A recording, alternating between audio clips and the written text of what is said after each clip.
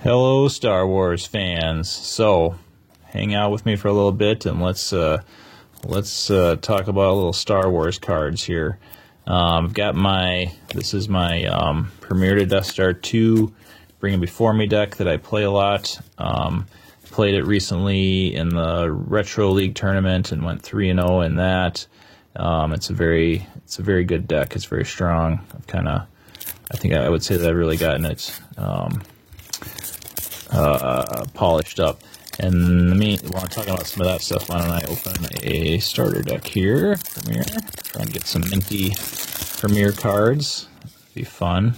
I don't do a lot of grading, but I have done some, and I do like some graded cards. I would really like a PSA 10 Darth Vader. So let's see if we can't get lucky here and pull some minty mains. So yeah, this is a Bring 'Em Before Me deck. I played a lot. Very strong deck. There's going to be some unique stuff about it that people probably don't usually play in their Bring 'Em Before Me decks. In particular, there's going to be some very interesting absences that are different, I would say, than a lot of people play. Let's see. So these should be our uncommons here. There's actually an in-person Premier Death Star 2 tournament in the Twin Cities here recently. It was absolutely crushing. I was not able to go to it. I had planned for it, made the deck, got the deck together and everything, and because of some things that came up, I was not able to actually play in the tournament. So it looks like we got an R2, I believe, a Lone Pilot, and a Bith Shuffle. Is that even? I don't even think that's a rare. Our rares. Well, either way, anyway, definitely not any good rares in here, unfortunately. So, all right, let's get to the deck here. Okay, so my Bring 'Em Before Me deck. So this is Premier Death. You know, if you don't play specific formats, that's fine. Like this would be the Premier Death Star 2 format. This is cards that were made between, like, I think 1995, the very first Premier set, to I believe 1999 is about when the Death Star 2 set came out. So it starts with uses the objective Bring 'Em Before Me. So you get the objective here. You deploy the throne room. You deploy your bounty.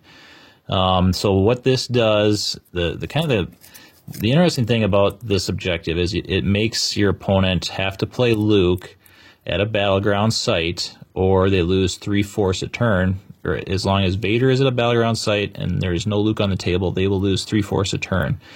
It also allows you to deploy Emperor from your deck for -2, and it allows your opponent to deploy Luke from their deck for -2, or deploy him for full cost from a lost pile. So that way, as long as they've got Luke in their deck, they're always able to play Luke.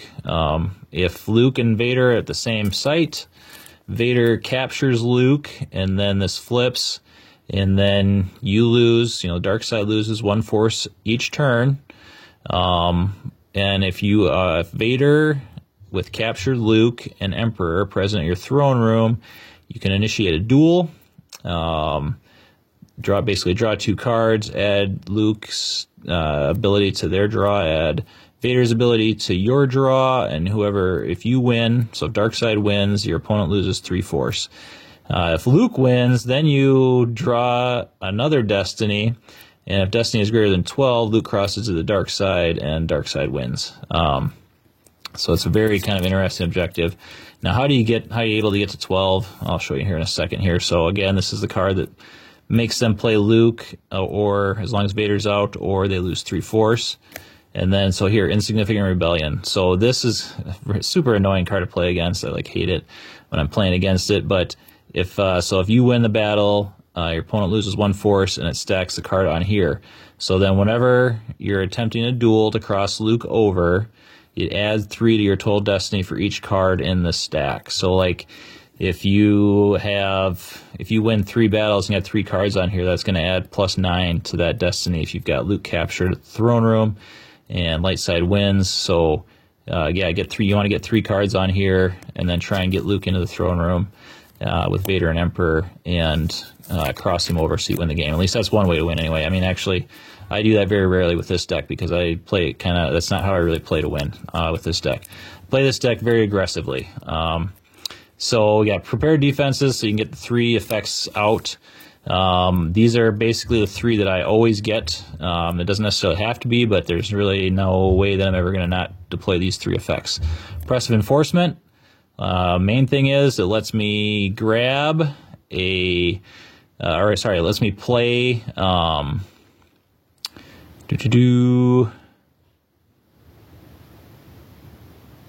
immediate effects may deploy for free, right? So it lets me play There I'll Be Hell to Pay for free, which is a very good card, and I'll show you that in a little bit here. So play Oppressive Enforcement, mobilization points, force generation is +1 at docking bays you occupy, +2 if you control. Imperial Arrest Order allows you to go get a docking bay from your deck each turn. These are like 2 cards in the Premier Death Star 2 format. These are like 2 cards that are like started in like every Darkside deck. Okay, so you got to have Vaders in this deck. So I use Lord Vader. He is an absolute house. He is the strongest. Typically against most decks, he is the strongest Vader when it comes to combat. Because when he's armed with a lightsaber, it adds 2 to his defense value, so he is defense 8, and 1 to each of his lightsaber weapon destiny draws, meaning that if he's got a lightsaber, he is going to hit he's probably going to hit whoever he's aiming at, because we're adding 2 to his lightsaber destiny draws. So he is my favorite.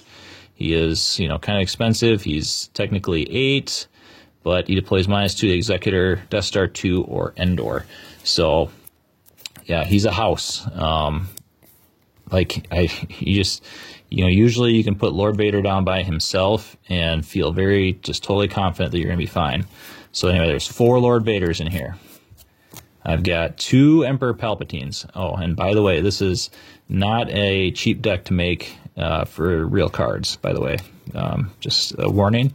If you're trying to make it, if you want to make this deck, I would say probably get on GEMP and make it there, because all the cards are available to you for free online. Very expensive deck to make in person. So anyway, I got 2 Emperor Palpatines. The deck revolves a large part around Vader and Emperor Palpatine. 2 of him. 3 Janus. Nice thing about Janus, he plays -3 to Emperor's Sight.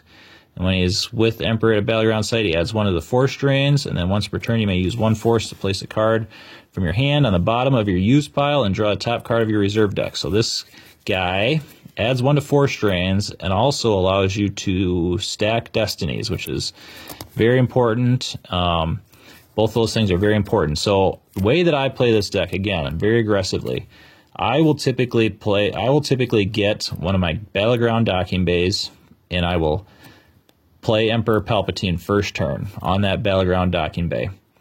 A lot of people will play Emperor on the Executor docking bay, where there's no light side icons, so light side can't deploy there easily to try and kill Palpatine. But what I have found is that Emperor Palpatine is extremely hard to kill, and because he's got a 7 ability, so even if somebody gets Luke with lightsaber, it's not like they're necessarily going to hit him. Odds, I would say, usually odds are against actually hitting Palpatine. And along with that, if you get a good destiny draw, they get a bad destiny draw, you're already getting a card on Insignificant Rebellion. They may waste a turn using the Force to deploy Luke. And sets, like I said, if they don't kill Emperor Palpatine, sets them back significantly. So I play this very aggressively, and I always love it if I can get Emperor out. Also, the other thing with getting Emperor out quickly adds a lot of force to your force generation. Emperor adds 1 force to your force generation because he's a Dark Jedi Master, plus adding 2 from the occupying a docking bay or controlling a docking bay. So one of the real strengths of this deck is also the force generation. It can be quite crazy. So 11 or 12 force on the second turn, which is kind of unheard of in the Premier Death Star 2 format. So anyway, play aggressively with Emperor. I love Emperor and Janus on the first turn. Because he's only plays for 1 when he's with Emperor, so then you're force draining for 2 next turn already. Very aggressive. It really, people have to do something to react to it. So we got 4 LOM. He adds the Battle Destiny with Jabba or Zuckuss, so Zuckuss and Mist Hunter is in this deck, so sometimes you play him on the Mist Hunter with Zuckuss, and then sometimes, you know, he also will target may not use his game text remaining return when you use him at a site, so like if playing against somebody like Jedi Luke or Obi-Wan with lightsaber, you put him down, make Obi-Wan not have a lightsaber anymore, and yeah, battle, pretty nice. Boba Fett with Blaster Rifle, just a good card. Dr. Evazan, you know, he, if you hit somebody with, he's great to be with Vader, hit somebody with Vader, and get rid of the guy right away. Grand Moff Tarkin, I got 2 of them in here. You know, kind of goes without saying. If you remember this, when he's with Vader, cancel an opponent's destiny draw. It's my flex with my Japanese Tarkin.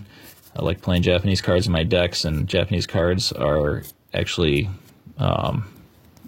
their costs have gone down so much, it's like very, very possible to buy them for reasonable prices now. 2 Mara Jade, 1 Simalu, he adds a Battle Destiny when he's with Emperor, and IG-88. IG-88 is the guy that I saved late in the game to make sure that I kind of lock down the game by stealing somebody's good character.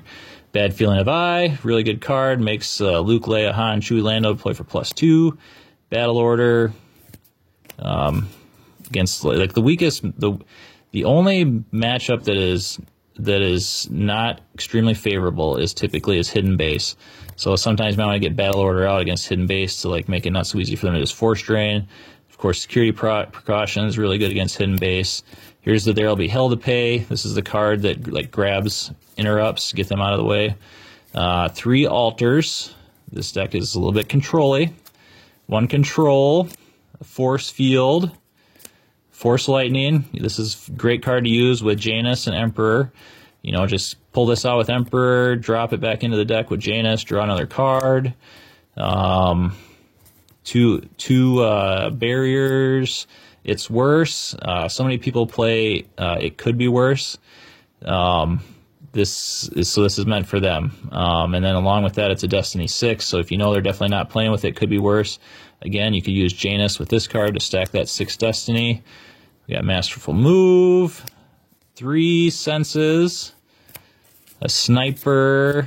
The circle is not complete to get rid of Obi-Wan potentially. Twilight Advisor to go after an effect if you want one. You Are Beaten. This is one of the blowout cards. 2 force to target a character present with your war with a lightsaber. Target that move or battle until the end of the turn. Great if you got Vader with a lightsaber and somebody tries attacking you with multiple characters. Remove one of them from combat and then let Vader take on the rest and destroy them. I got a Boba Fett and Slave 1 because it's a really good starfighter. And yes, that is a sweet little Jeremy Bulloch signature with a little handwritten note on there. I'll find your hidden base. One of my favorite cards. I can't wait to actually get to play this in a game. Boskin Houndtooth because it's really strong. Again, really strong starfighter. Of course, we got Executor in here because you get so much force generation. It's not all that hard to play Executor. Zuckuss and Mist Hunter, one of the best starfighters in the game. Mara Jade's lightsaber. 2 Vader's lightsabers in here. Yes, this is my misprint that I've showed in other videos. One of my favorite cards that I own. It's the ink ran out, the yellow ink ran out in the printer, so the bottom half of this card is blue and the top half is green. Karita, this can be pulled with mobilization points. I mean, pretty much against everybody. If I have the choice between pulling Karita or the Executor, I will actually always pull Karita. If you just get a lot of force generation with this deck, you know, you're probably going to be able to come across Executor at some point. Cloud City Platform, you use this card because Projection of a Skywalker cannot be played on this because it's considered a mobile site. Endor, you know, Vader deploys cheaper here, and the part about opponents having to use a ton of force to docking bay transit to there away from there is pretty strong. And then we got 2 of the docking bays that have force for you and no force for them that you can pull with the effect. So yeah, I don't know. I don't lose very often with this deck. Again, Hidden Base can be kind of a tricky matchup, but it's definitely still beatable. And the other is super popular. So probably the most popular deck, and I've done multiple videos about this, is Throne Room Mains. And this, the thing with this deck is, Bring It Before Me is extreme. This is an extremely good deck against Throne Room Mains. Like, basically never lose to Throne Room Mains with this deck, because the 4th generation is so good. If they're trying to play like Revolution and stuff, it's not really going to bother you. You can capture Luke and take out one of their main characters. Just such a strong deck. So, and I really like playing with Lord Vader because it's such a cool card, like one of the coolest looking cards in the game. And and I do enjoy playing with Emperor Palpatine too. So, thanks for watching. Hope you enjoyed, and I hope you try and give this deck a shot. Have good luck. Thanks. May the Force be with you.